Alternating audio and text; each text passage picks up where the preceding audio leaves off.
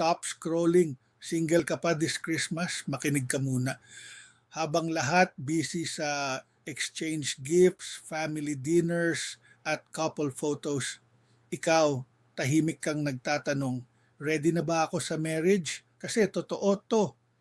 Ang kasal, hindi lang love story, hindi lang proposal, hindi lang wedding day. Marriage is a lifetime decision. At ang pinaka-importanting parte, preparation. Hindi ka pwedeng pumasok sa marriage na puro feelings lang kasi feelings fade, commitment stays. So ano ang dapat mong paghandaan? Una, emotional readiness. Marunong ka na bang makinig? Hindi lang sumagot, marunong ka na bang mag-forgive kahit ikaw ang nasaktan?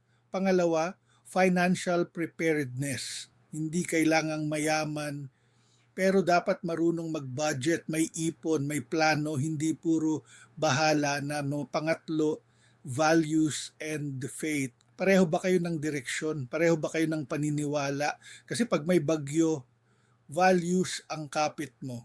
Pang-apat, life goals, career, family, health, dreams, aligned ba kayo? O umaasa ka lang na magbabago siya? At panghuli, protection and planning, health, security, future ng magiging pamilya mo. Love is good, but love without planning is risky. Single ka pa ngayon? Good. This is your season of preparation. Couple ka na? Even better.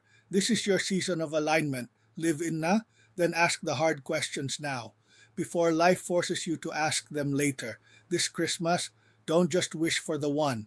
Prepare to become the right one. Because the best marriages don't happen by chance. They happen by choice, planning, and purpose. Merry Christmas. And may your love story be built, not rushed.